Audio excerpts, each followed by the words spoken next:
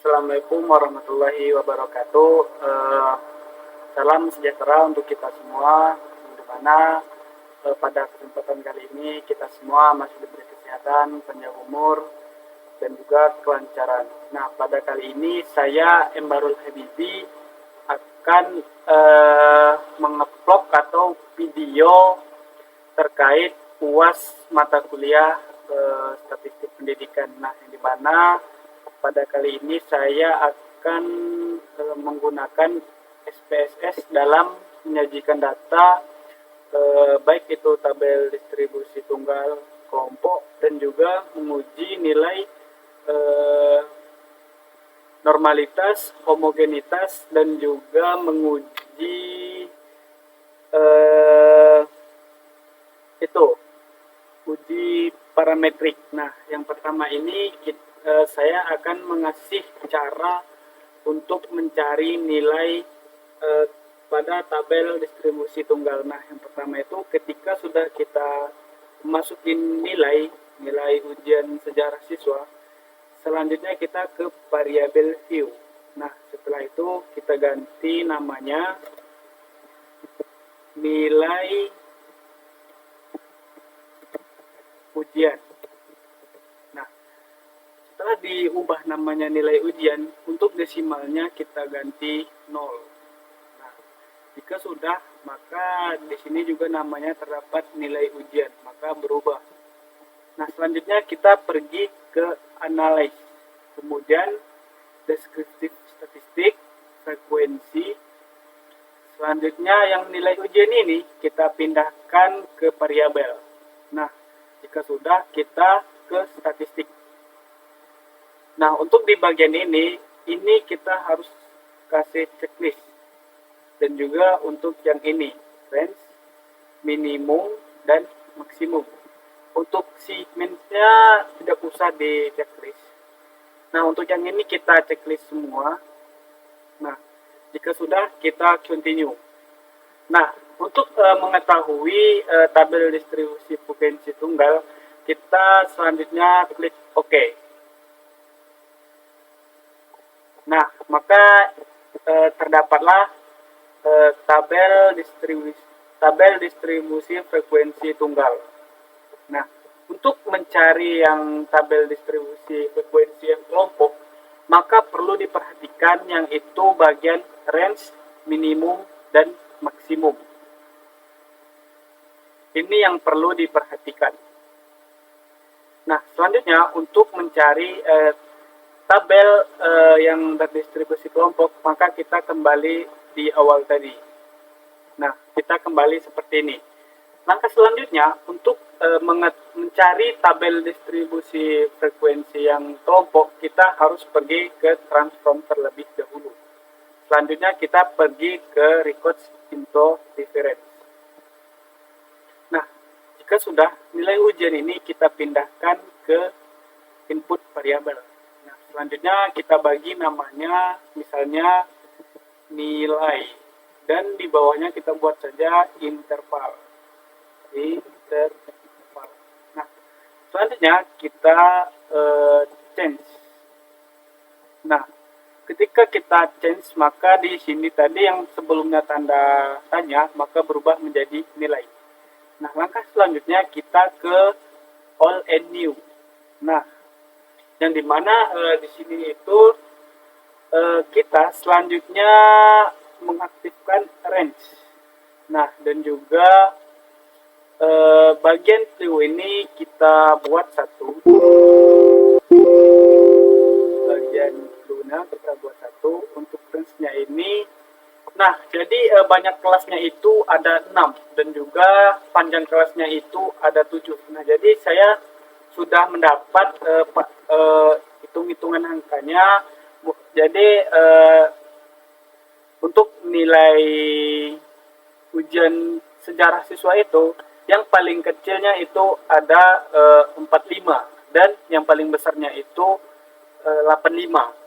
Nah, jadi kita hitung gitu ya. Jadi misalnya di sini 45. Kita masukin, kita hitung terlebih dahulu sebanyak 7. Jadi misalnya 45 46, 47, 48, 49, 50, 51. Kita masukkan sini 51. Nah, begitu juga selanjutnya. Kita masukin terlebih dahulu 51, 52, berarti disitunya 58. Kita masukin sebanyak 6 kelas gitu kan. Kita lanjutin aja ya. 59, habis itu 65. Inilah langkah untuk mencari tabel distribusi frekuensi yang kelompok. Nah, selanjutnya kita 65, 66. Habis itu 66 sampai berapa itu kita hitung ya? 72. 72. Artinya kelas yang kelima. 72, 73 sampai 79. Betul. Ya, 79. Kita add. Kemudian yang kelas terakhir kita buat 6. Kemudian 80 sampai 86. Selanjutnya kita add. Nah, jika semuanya sudah seperti ini, kita langsung pencet continue. Nah, sudah kita langsung oke. Nah, maka dia seperti ini. Tandanya apa? Tandanya kita harus mengisi datanya yang seperti awal tadi. Seperti apa? Seperti ini. Kita kembali di awal tadi, kemudian, nah maka timbullah nilai yang keduanya. Kita ubah juga 0. Kemudian bagian 2-nya, ini kita isi seperti di awal tadi. Misalnya kelas 1, 45 sampai 51. Nah, begitu juga seperti sampai sebanyak 6 kelas. 1 berarti 52. Salah. 52 sampai 58. Kita add. Kemudian kelas ketiganya kita isi 59 sampai 65.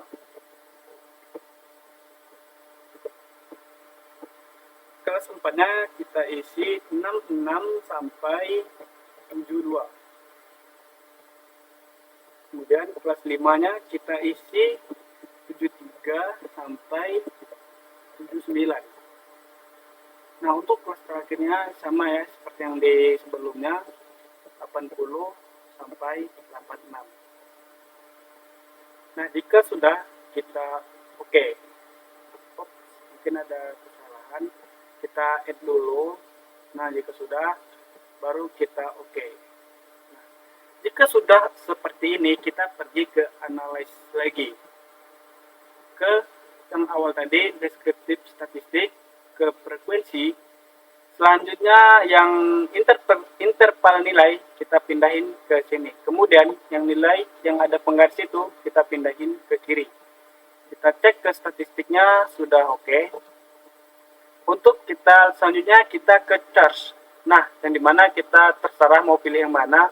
Kalau saya pilih yang bar charge. Kemudian continue. Selanjutnya langsung saja oke. Tunggu sebentar. Nah, maka keluarlah hasil nilai frekuensi kelompok. Nah, inilah yang akan kita masukin ke dalam sebuah PowerPoint, sebuah ya PPT, dan juga ini histogramnya. Nah, jadi itulah cara mencari nilai frekuensi tunggal dan kelompok. Nah, baik, kita lanjuti sekarang uji sebuah nilai dengan dinamakan uji normalitas. Nah, terdapat kita itu harus mencari terlebih dahulu nilai kelas kontrol dan juga nilai kelas eksperimen. Nah, di sini saya sudah lampirkan sebuah nilai kelas kontrol dan kelas eksperimen. Nah, jika sudah dimasukin kedua label seperti ini, selanjutnya kita ke variabel view, kita ubah namanya terlebih dahulu nilai kelas kontrol dan juga nilai kelas eksperimen. eksperimen. Nah, dan juga jangan lupa untuk desimalnya dibuat 0. Nah, jika sudah, kita untuk pergi ke analyze, kemudian kita pergi ke descriptive statistik, kemudian ke explore. Nah, selanjutnya kita pindahkan yang nilai kelas kontrol dan juga nilai kelas eksperimen ke sebelah sini. Nah, selanjutnya kita bagian plots ini kepencet. Nah, kemudian untuk histogramnya dan juga untuk menguji normalitinya kita harus mengaktifkan normality. Nah, jika sudah, kita continue. Nah, selanjutnya kita pencet OK.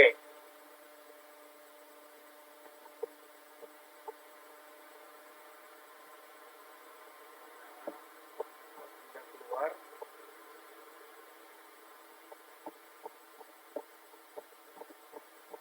Oke, berarti nah, maka timbullah ini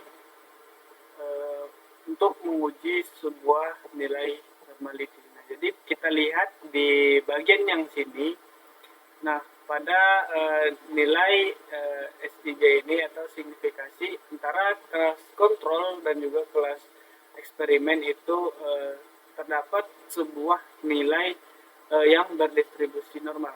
Kenapa? Karena bisa kita lihat dari SIJ-nya ini itu lebih besar dari 0,05. Nah, sedangkan ini SIG-nya ini antara kelas kontrol dan juga kelas eksperimen ini ya, itu 0,80 dan juga 0,87. Nah, jadi bisa kita katakan bahwa nilai antara kelas kontrol dan juga nilai kelas eksperimen itu nilainya terdapat berdistribusi normal. Selanjutnya kita akan menguji nilai yang bersifat homogenitas. Nah, ketika kita sudah menguji nilai yang normalitas, terdapat nilai antara kelas kontrol dan juga kelas eksperimen itu berdistribusi normal. Nah, untuk mencari nilai kelas, untuk menguji yang nilai homogenitas, untuk itu nilainya itu kita satukan ke satu kolom seperti ini. Nah, ke satu kolom. Gitu. Jika sudah, kita beri kode antara kelas kontrol dan juga kelas eksperimen. Nah, untuk kelas kontrol itu kita bikin kodenya 1 seperti ini.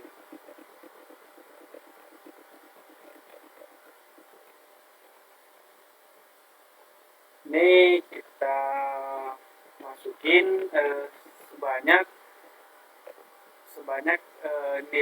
jumlah nilai siswa yang ada. Nah, sudah, kita lanjut kasih kode nilai kelas eksperimen yaitu 2.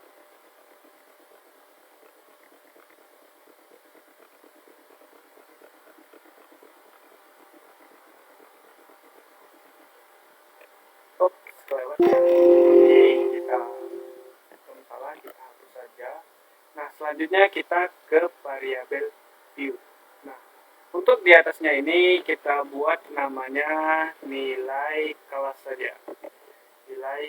Nilai ujian.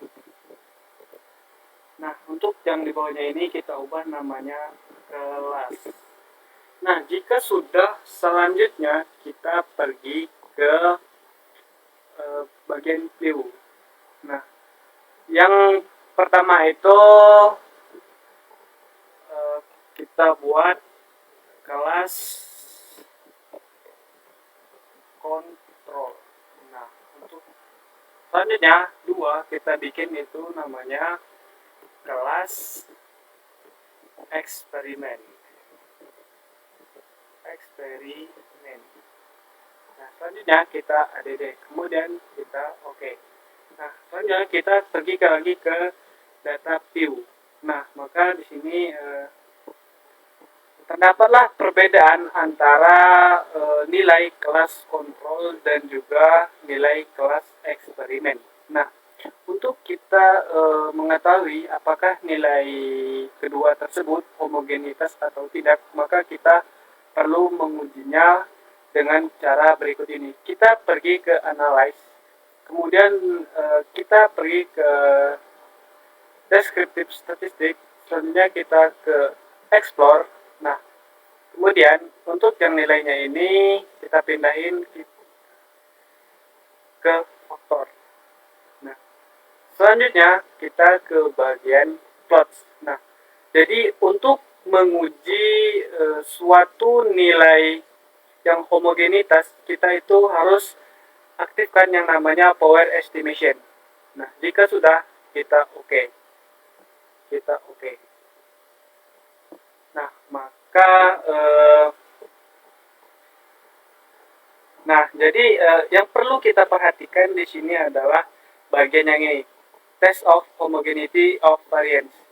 Nah, jadi antara nilai kelas kontrol dan juga kelas eksperimen itu perlu kita lihat bagian SIG-nya, nah, signifikasi. Jadi nilai kedua tersebut itu berdistribusi yang bisa kita sebut berdistribusi populasi yang homogen. Nah, jadi nilai itu antara nilai kelas kontrol dan juga kelas eksperimen itu nilainya yang homogen. Kenapa? Karena nilai yang tidak homogen itu adalah nilai yang di bawah 0,05. Nah, jadi bisa kita lihat di SIG ini, nah itu lebih tinggi dibanding dengan 0,05. Terdapat yaitu 0,623 dan sebagainya. Jadi dari data yang kita sajikan tadi itu maka bisa dikatakan data yang berpolusi homogen.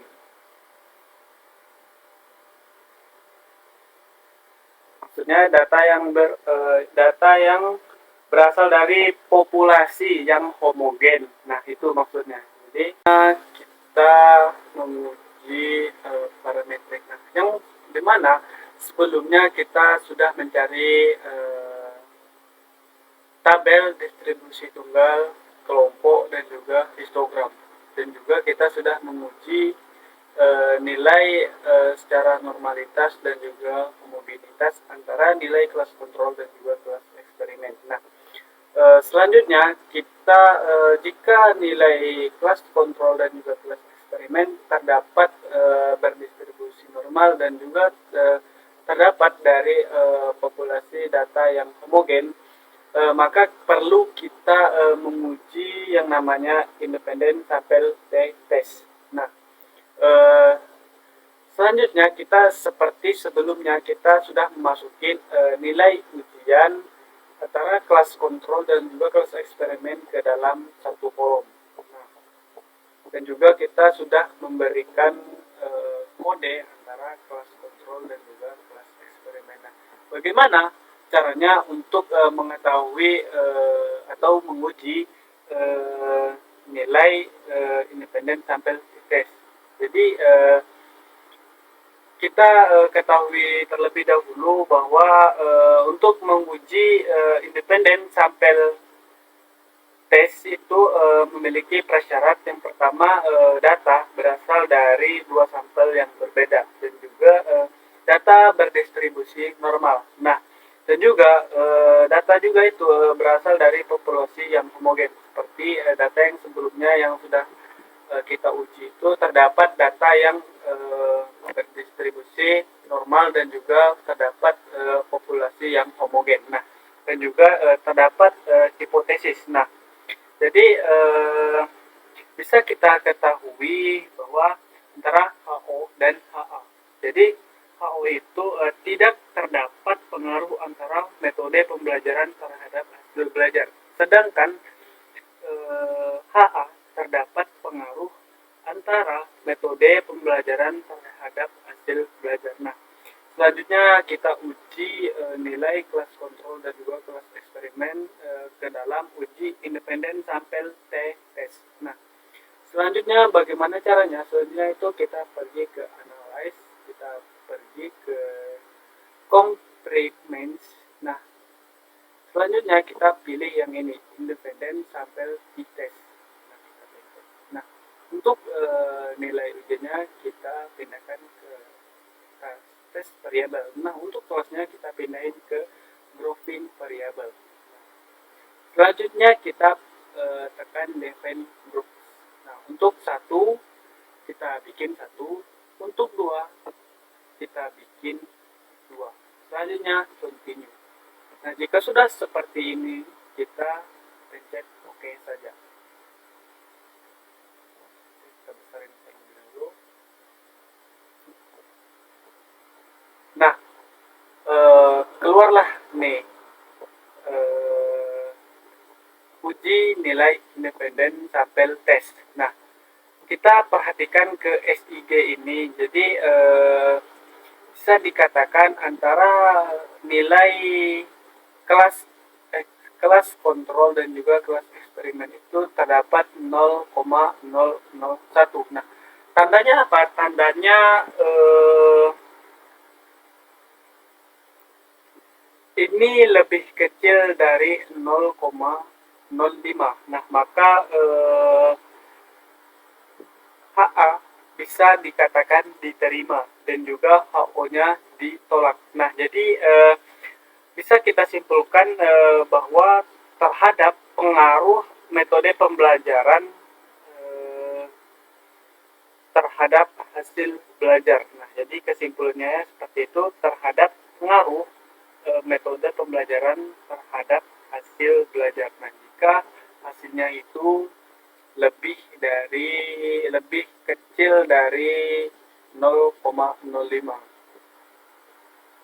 Nah, jadi HA diterima dan HO ditolak. Nah, jadi cukup sekian yang dapat saya sampaikan. Semoga bermanfaat untuk kita semua dan juga semoga kita semua diberi kesehatan, panjang umur, dan juga selalu dalam lindungan Allah Subhanahu wa Ta'ala. Mungkin cukup sekian saya akhiri. Assalamualaikum warahmatullahi wabarakatuh.